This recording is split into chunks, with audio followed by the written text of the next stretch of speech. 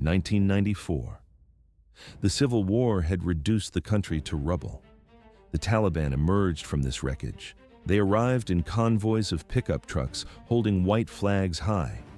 To the exhausted locals, they appeared as liberators. Why did the Afghans trust them? They were tired of the warlords. They wanted peace. But the price was absolute submission. At first glance, stability.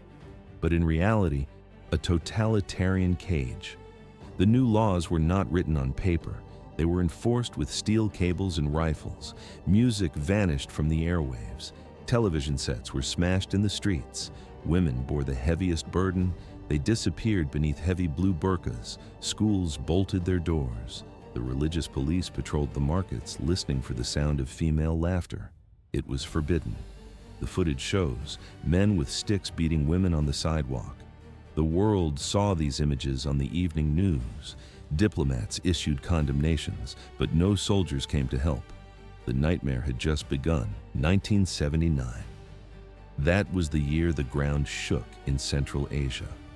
The Soviet Union launched a massive invasion, sending thousands of soldiers and heavy tanks across the border. Their engines roared through the mountain passes. The Kremlin wanted total control. They intended to install a puppet government that mirrored their own system, but they underestimated the resistance. Who stood against a nuclear superpower? At first glance, simple farmers and shepherds. But in reality, a fierce coalition known as the Mujahideen. These fighters rose from different tribes and factions. They were not alone. Hundreds of millions of dollars in cash and weapons flooded in from the United States, Pakistan, and Saudi Arabia. Stinger missiles began to drop Soviet helicopters from the sky. The war dragged on for 10 brutal years. Villages turned into craters. Millions of Afghans fled, ending up as refugees in the dusty camps of Pakistan and Iran. Inside the major cities, however, a different world existed. The footage shows women walking through university campuses in skirts and heels. In Kabul, during the Soviet occupation, women worked as teachers, nurses, and government officials. Some even sat in parliament. It was a modern island in a sea of tradition. In the rural mountains, tribal laws still ruled and women faced heavy restrictions. But the cities held on to a fragile freedom. But this was only the beginning of the nightmare. 1989. The last Soviet tank crossed the bridge back north. The occupiers were gone. The country lay in ruins. But peace did not arrive. The Mujahideen commanders, once united by a common enemy, turned their guns on each other. A vicious civil war erupted. Kabul became the epicenter. Rockets rained down on residential neighborhoods. Not one or two, but thousands. Civilians died in the crossfire. Families packed what little they had and fled to safer provinces. Houses were shuttered, homes burned. Entire streets crumbled into dust and rubble. For women, the city became a trap. Law and order evaporated. There were no police to call. Abductions became a daily reality. Warlords snatched young girls from the streets for forced marriages. Violence was the only currency. Many women locked their doors and never stepped outside. Fear was absolute. It was in this chaos that a new force emerged. 1994, Kandahar. A group of religious students banded together. They called themselves the Taliban, meaning students in Pashto. Their leader was a shadowy figure, Mullah Muhammad Omar. A former Mujahideen fighter, he was known for his strict religious views. He gathered followers from the religious schools and refugee camps of Pakistan. Most of these recruits were young men. They had grown up in war. They had little education outside of religious teaching. They knew nothing but violence. The Taliban made a clear promise. They would end the fighting. They would remove the corrupt warlords. They would bring safety to the streets. The population was exhausted. After decades of bloodshed, people did not want democracy. They wanted order. Villages threw open their gates without a fight. Traders and businessmen funded the movement, hoping the roads would finally be safe for travel. Events accelerated. In 1994, Kandahar fell. By 1995, the Taliban swept through Herat and other major cities. Resistance crumbled. Then came the final prize. September 1996. The Taliban pickup trucks entered Kabul. The civil war ended instantly. The sound of gunfire stopped, but a heavy silence replaced it. New rules were announced immediately. The population looked on in shock. A new era had begun. 1996. That year marked the start of a suffocating era. The Taliban seized control. They didn't just govern, they strangled the population. From 1996 to 2001, their grip tightened. The new laws for women were among the harshest in recorded history. One decree changed everything. Women were told to stay inside. Education meant nothing. Skills meant nothing. Teachers, journalists, surgeons, all were dismissed. They packed their boxes and left their offices. Girls' schools were not just closed, they were boarded up overnight. Thousands of students woke up without a classroom. For families, this was a catastrophe. Why did the household economy collapse so quickly? Because mothers often provided the only income. But the regime didn't care about economics. Poverty rose immediately. Even the act of walking became a crime. The Taliban issued a strict command. No woman leaves the house without a male guardian, a husband, a brother, a son. To walk alone was to invite violence. If a woman stepped out solo, she risked everything. The religious police were watching. They called themselves the Department for the Promotion of Virtue and Prevention of Vice. In the footage, their trucks patrol slowly. They carried whips and long sticks. They did not hesitate to use them on civilians who broke the dress code. The burqa became the uniform of the regime. It was not a choice, it was a mandate. Women were forced under heavy fabric, head to toe. Only a small mesh rectangle remained for vision. At first glance, a piece of clothing, but in reality, a mobile prison. In the scorching Afghan summers, the heat inside the garment was unbearable. Breathing became difficult, but refusal was impossible. Not wearing it meant public humiliation. It meant arrest. Women described the sensation clearly. They felt like animals in a cage every time they opened their doors. But the streets were safer than the hospitals. The healthcare system collapsed. Female doctors were banned from practicing. Male doctors were forbidden from touching female patients. A wall rose between the sick and the cure. Basic medical help vanished. By the late 90s, the statistics were terrifying. Afghanistan's maternal mortality rate spiked. It became one of the highest on the planet. Reports from 1999 confirmed the carnage. Thousands of women died annually from preventable complications. Those who survived often carried injuries for life. There was no medicine, there was no support. But physical pain was only half the terror. Public punishment became a spectator sport. The Taliban utilized soccer stadiums. They turned sports arenas into execution grounds. The footage shows thousands of men sitting in the stands watching silently. Women accused of immoral acts faced the stone or the lash. The crime could be trivial. A conversation with a stranger, a revealed ankle. The punishment was death. Families watched. No one intervened. Fear paralyzed the crowd. It seeped into the walls of every home. The damage went deeper than flesh. An entire generation of girls grew up without books. They could not read. They could not write. Parents who once dreamed of their daughters becoming leaders saw those futures dissolve. Hope evaporated. And yet, this was only the beginning. 12 years old. That was often the age where childhood ended under the new regime. Behind closed doors, violence transformed into an administrative procedure. Forced marriage was not just a chaotic byproduct of war. It was a calculated weapon of control. Taliban fighters did not ask for permission. They claimed young girls as wives like war spoils. The method was consistent. A knock on the door in the middle of the night. The sound of rifle butts against wood.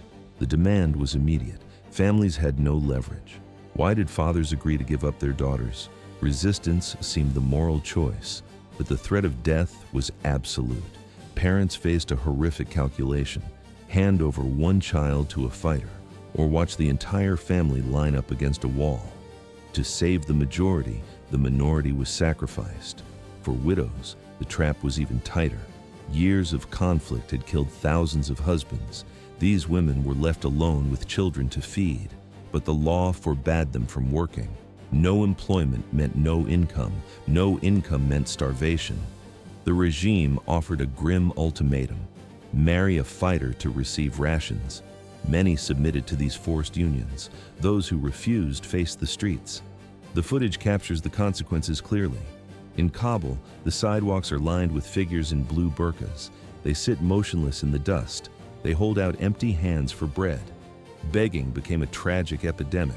International organizations attempted to break the siege. The Red Cross and the United Nations prepared convoys with food and medicine. At first glance, a humanitarian rescue operation, but in reality, a logistical nightmare. The Taliban systematically obstructed the process.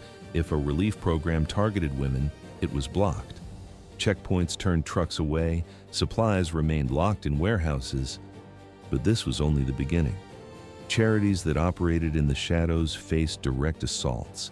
Secret schools and safe houses were not just closed, they were raided. Soldiers kicked down doors, equipment was smashed. Aid workers who tried to shield the women faced beatings or death threats. Support networks collapsed. Thousands of women slipped through the cracks of the aid system. The outside world could not reach them. Every lashed punishment and every new restriction served a single function.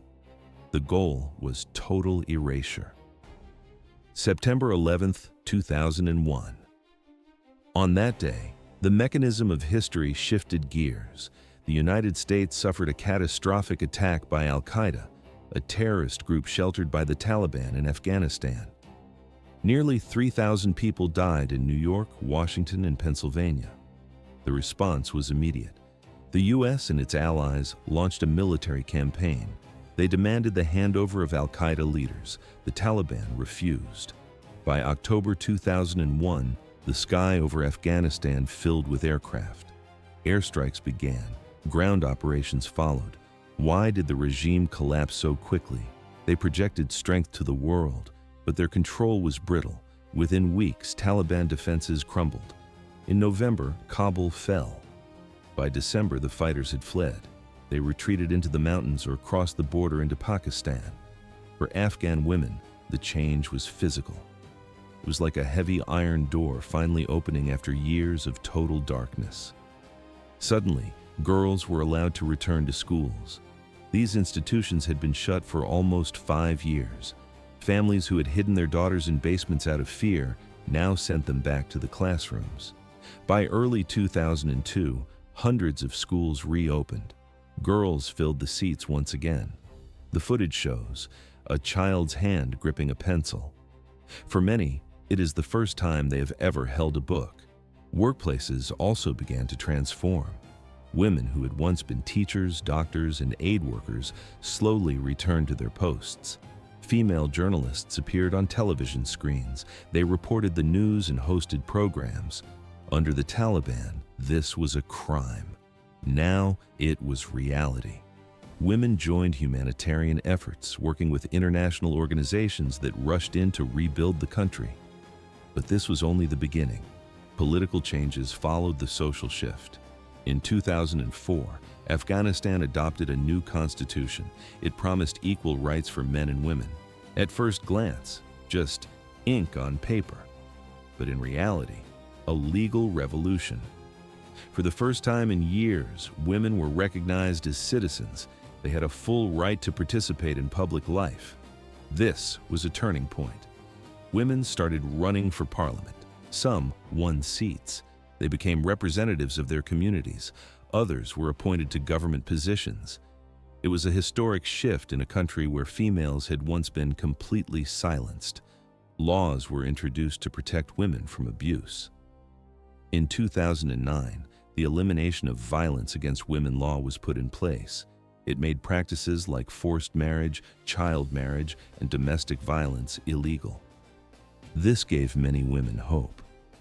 However, the danger remained. Enforcing laws was difficult in rural areas. The progress was uneven. Problems did not disappear. Violence against women still existed, especially outside the big cities. In many villages, old traditions continued. Girls still struggled to go to school. The camera records, a rural schoolhouse with bullet marks on the walls. The Taliban remained active in some areas. They launched attacks. They spread fear. Yet compared to the years before, life had opened up. Doctors, teachers, lawyers, and activists emerged in this new environment.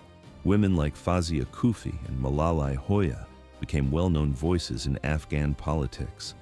Female athletes began training openly. Girls started dreaming of becoming engineers, pilots, and scientists. For the first time in decades, many Afghan women could see a future beyond the walls of their homes. But this progress came with constant fear. They knew the truth. The Taliban were still waiting in the shadows. 2010. The defeat was an illusion. In the remote mountains along the Afghanistan-Pakistan border, the enemy regrouped. They did not just hide, they stockpiled weapons, recruited new fighters, and rebuilt their networks from zero. Attacks on foreign troops spiked. Why did the countryside fall first? The cities were fortified, but the villages were exposed. Bombings became a daily routine. Ambushes turned rural roads into death traps. Even major cities were no longer safe zones. In the rural provinces, the freedoms of Kabul were invisible. Schools burned down. Teachers received death threats. Entire villages froze in fear of night raids. For women in these regions, the progress of 2001 felt like a hallucination. It was a dream that never reached them. The war ground on for another decade. NATO forces tried to prop up the government, but the foundation was rotten. Money vanished. Generals commanded ghost soldiers who existed only on payroll sheets. Corruption ate the system from the inside. By 2020, Washington wanted out. The United States signed an agreement in Doha. The terms were clear. Troops would withdraw. In exchange, the Taliban promised not to shelter terrorists. But this was not a peace treaty. It was a green light. The insurgents sensed weakness. They advanced across the map with terrifying speed. Then came the summer of 2021. Events accelerated. District after district fell. Often, not a single shot was fired. Afghan soldiers, unpaid for months and hungry, did not fight. They dropped their rifles. They took off their uniforms. They walked away. On August 15, 2021, the unthinkable happened. The Taliban entered Kabul. The government evaporated overnight. Panic swept through the capital like a shockwave. Thousands rushed to the airport. They breached the perimeter. The footage shows civilians running alongside moving C-17 transport planes. Men cling to the landing gear. Desperation turned into madness. For Afghan women, the white flags of the Taliban signaled the end. The new rulers made a statement. They claimed they had changed. They promised rights within Islamic law.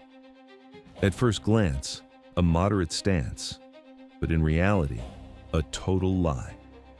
The mask slipped within weeks. Girls above grade 6 were turned away from school gates. Women in offices, television studios, and aid groups were ordered to stay home. The symbolic blow came next. Workers removed the sign for the Ministry of Women's Affairs. In its place, they mounted a new plaque, the Ministry for the Promotion of Virtue and Prevention of Vice. The feared morality police returned. They patrolled the streets. They checked clothing, they monitored movement. Intimidation replaced law. In just a few weeks, 20 years of construction turned to dust. The country went dark. 1 million teenage girls. That was the official count by 2022. The United Nations reported the numbers, but the reality on the ground was far heavier. The ban started with secondary education. Then, the restrictions tightened. Universities slowly pushed female students out of the lecture halls, the doors locked. Dreams of becoming doctors, engineers, or leaders were shattered overnight. The impact was immediate. The entire female workforce collapsed. Women who once worked as teachers, aid workers, or journalists were dismissed. They packed their boxes and left their desks. Families lost their main source of income. Poverty deepened. In some homes, survival required a brutal calculation. Daughters were sold into child marriages. It was the only way the rest of the family could eat. Healthcare declined rapidly. Female doctors faced severe restrictions. They could not move freely, leaving women without proper treatment. Male doctors were often forbidden from treating women. The result was visible. Illness went unchecked.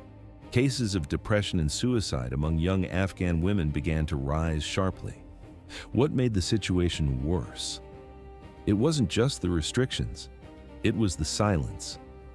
In many villages, women disappeared from public spaces completely. It was as if half the population had been erased. But this was only the beginning. Even in the middle of this darkness, many Afghan women refused to remain silent. They knew the danger. They understood the risks. Yet they stepped into the streets of Kabul, Herat, and Mazar-e-Sharif. They held banners. They chanted for their rights. These protests were small in number, but they carried a voice the Taliban wanted to crush. The footage shows armed fighters running into the crowd with whips. The response was violent. Tear gas filled the air. Gunfire cracked over the heads of the protesters. Some women were beaten in public simply for holding a sign. At first glance, it was crowd control. But in reality, it was a systematic hunt. The Taliban targeted them in private. Activists were tracked down. Fighters arrived at their homes in the middle of the night. Families woke up to the sound of shouting. They found their daughters missing. Parents did not know if they would ever come back. Some women later reappeared, shaken and silenced. Others disappeared completely.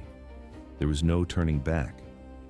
Despite the terror, a few continued to speak. They used social media to send messages to the world. They documented what was happening inside Afghanistan. International human rights groups began collecting names and testimonies. They hoped global attention might offer some protection. Foreign embassies and aid organizations raised concerns. But inside Afghanistan, the risks only grew. Every act of defiance came with the possibility of prison, torture, or worse. Yet courage took many forms. It was not always loud. Beyond the streets, stories spread of secret classrooms hidden inside ordinary houses. Teachers, many of them women who had once worked in official schools, risked their lives. They kept the lessons alive. In the frame, a small room, shadows on the walls and open books. Mothers gathered neighborhood girls. They taught them to read and write by candlelight. They were afraid of being discovered, but they were determined not to let education vanish again. The lessons continued in the dark. August 15th, 2021. The date marked the end of an era and the beginning of a nightmare. Why did the world watch in silence? It seemed unbelievable that a government could fall so fast, but the speed of the collapse left no time for intervention. Governments across the globe issued swift condemnations.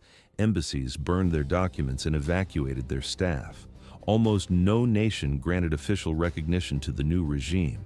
The Taliban held the guns inside the borders, but outside, they were treated as pariahs. Aid organizations tried to maintain their operations, but new edicts made this nearly impossible. Rules on gender segregation blocked female aid workers from doing their jobs. This cut off the lifeline to millions of Afghan women. They could not receive food or medical care from men. It was a vicious cycle. By 2023, the United Nations sounded the alarm. The country faced one of the most severe humanitarian crises on Earth. Droughts turned wheat fields to dust. Decades of war destroyed the infrastructure. Now, hunger arrived. The footage shows ribs showing through the skin of children in Kabul hospitals. Families made desperate choices. They did not just sell furniture or jewelry. They sold their kidneys. Some sold their young daughters into marriage just to buy flour. Men lost their jobs and their dignity. They had no way to put bread on the table. At first glance, a political standoff, but in reality, a death sentence for civilians. Billions of dollars in government funds sat frozen in New York and London. Sanctions choked the banking system. Money that could have funded schools and clinics remained locked in digital vaults. Doctors in Herat washed bandages to reuse them because new supplies never came. Medicine shelves stood empty. In the frame, long lines of women waiting in the snow for handouts. Mothers walked 10 miles to find a bakery. Often, they returned with empty hands. Survival became the only objective. Diplomats argued in air-conditioned halls in Geneva and Doha. One side proposed engagement to keep the population alive. The other side demanded total isolation to force policy changes on human rights. Papers were signed, speeches were made, but on the streets of Kandahar, nothing changed. Afghan women paid the price for this gridlock. They were caught between the cruelty of the regime and the indifference of the world. But the worst was yet to come. By 2024, the trap snapped shut. Girls born after 2001 had known classrooms, books, and dreams. Now they faced blank walls. They were erased from public life. A generation raised with hope saw their future evaporate overnight. Some managed to escape. They climbed fences and crossed deserts into Pakistan and Iran. They joined the millions already living in refugee camps. But many lacked the money to flee. They remained stuck. To the regime, they were second-class citizens. Today, Afghanistan is a prison for half its population. Education is blocked. Office doors are locked. The sound of laughter is absent from the playgrounds. Even simple acts are crimes. Walking in a park is forbidden. Listening to music is a sin. The story does not end here. In secret basements, underground schools still operate. Women protest with spray paint on alley walls. The suffering is immense, but the will to survive remains.